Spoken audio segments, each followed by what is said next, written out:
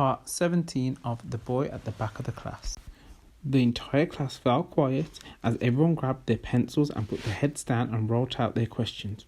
I had a lot of questions that I wanted to ask, but I picked out the one that was most new and wrote that one out. After a few minutes, Mrs. Khan said our time was up, and Miss Hempsey collected all the bits of paper. Everyone began to whisper to one another as Mrs. Khan and Miss Hempsey looked through our questions and either shook their heads or nodded. "What did you ask?" whispered Tom, turning around. "I asked why he didn't stay in Greece because the weather's warmer there and they have more seaside places," whispered Josie. "Oh, I asked how fast he had to run to get away from the bombs," whispered Tom. "Michael, what did you ask?" whispered Josie, leaning forward and poking Michael on the shoulder. "I asked if it was scary to be in the boat and if he was on it at night time," said Michael. "That's two questions," whispered Josie, shaking her head, and she looked at me. "What did you ask?" "I asked what happened to his cat and what his sister's name is," I answered. "Oh," said Tom, "but that's two questions as well." "Right, everyone," said Mrs. Khan, clapping her hands so that we all stopped whispering and looked to the front of the class. "We have some excellent questions here, but we've chosen 3.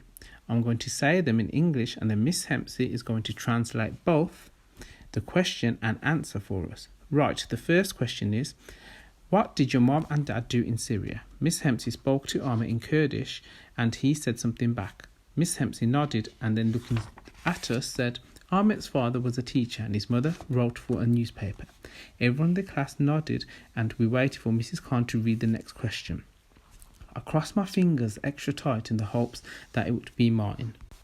The next question is, what did you like doing most before the war happened?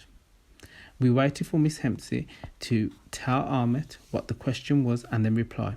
He liked to play football with his friends, answered Miss Hempsey, and going to the park with his grandfather and eating kibbeh. She smiled at Ahmet and before anyone could ask what a kibbeh was, explained a kibbeh is a very special snack which is filled with minced meat in the middle and is covered with lots of delicious spices. It's very famous in Syria and looks like this. Miss Hempsey went over to the blackboard and quickly drew a shape. It looked like a small American football. "Is that the right shape, Ahmet?" she asked. Ahmet nodded. We all looked at each other and then tried to imagine what an American football with minced meat in the middle might taste like. As Mrs. Khan held up the last slip of paper, I decided to cross both my toes and fingers, but it didn't work because then she said, and the last question is, what do you sleep in, a tent or do you sleep in a house now? When Ahmet heard the question from Miss Hempsey, he shook his head and said something. "No, he sleeps in a house now," said Miss Hempsey. "And he's happy because there's a toilet in it, hot water and food."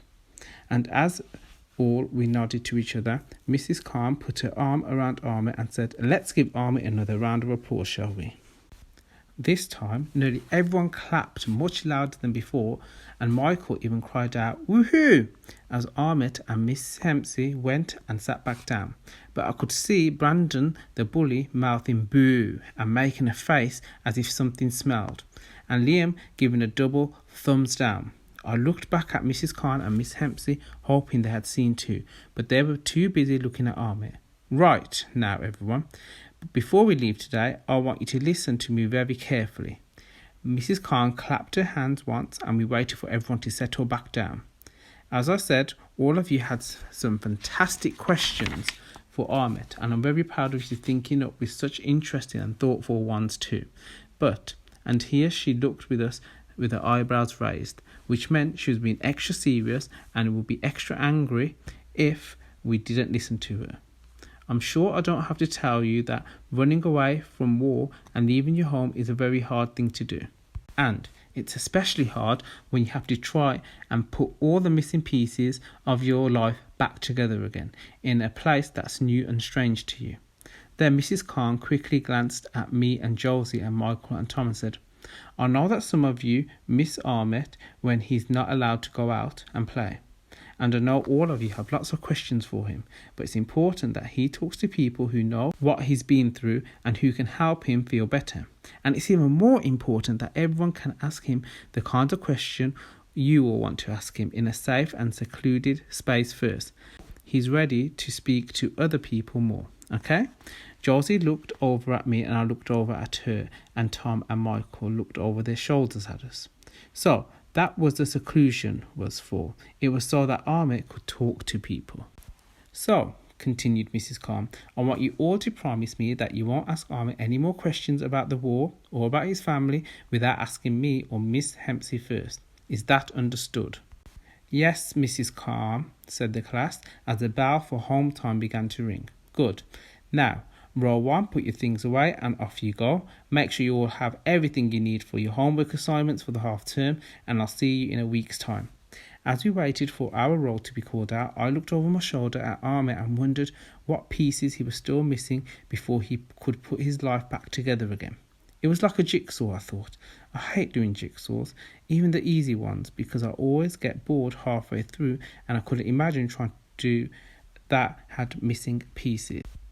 I sure hoped that when he was running away from all the bullies and the bombs, Ahmet hadn't lost any of the important pieces on the way, and that, if he had, someone was helping him find new ones that were exactly the right shape and colours that he needed.